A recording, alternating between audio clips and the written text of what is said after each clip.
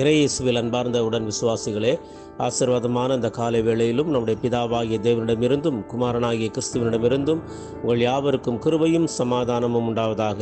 ஆமேன். இந்த நாளிலும் நமக்கு தரப்பட்டிருக்கிற கர்த்தருடைய வசனமானது மார்க் 1வது அதிகாரம் இறை வசனங்கள் 12 தொடங்கி 15 முடிய, குறிப்பாக 13வது வசனத்தை நான் வாசிக்கிறேன். அவர் வனாந்தரத்திலே 40 நாள் இருந்து சாத்தானால் சோதிக்கப்பட்டு அங்கே காட்டு மிருகங்களின் நடுவிலே சஞ்சரித்து கொண்டிருந்தார். தேவ தூதர்கள் அவருக்கு ஊழியம் செய்தார்கள் என்பதுவே. அன்பார்ந்த தேவனுடைய பிள்ளைகளே, நம்முடைய வாழ்க்கையில் பலவிதமான சோதனைகள் வரலாம். அந்த சோதனைகளை எல்லாம் நாம் 3 தலைப்புகளுக்குள் அடக்கிவிடலாம். முதலாவது சோதனை உணவு தொடர்பானது. மனிதர்களில் நிறைய பேர் உணவை பார்த்தவுடன் எல்லாவற்றையும் மறந்து போய் சோதனையில் விழக்கூடியவர்களாக இருக்கிறார்கள்.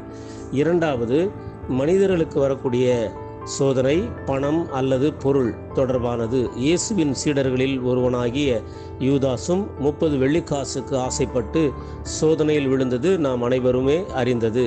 மூன்றாவது, மனிதர்களுக்கு வரக்கூடிய சோதனை அதிகாரம் அந்தஸ்து தொடர்பானது.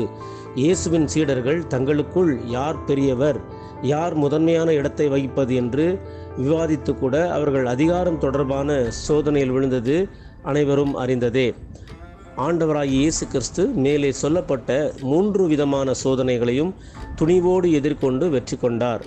இன்றைக்கு இயேசுவை போன்று நாமும் கடவுளின் துணை கொண்டு நம்முடைய வாழ்க்கையில் அமைத்து கொண்டால், நம்முடைய வாழ்வை இந்த 3 வகையான சோதனைகளில் மேற்கொண்டால் எப்படிப்பட்ட சோதனையையும் எளிதாய் வெற்றி கொள்ள முடியும் என்பது உறுதி. எனவே சோதனைகளை சந்திக்காத மனிதன் இந்த உலகத்தில் இல்லை.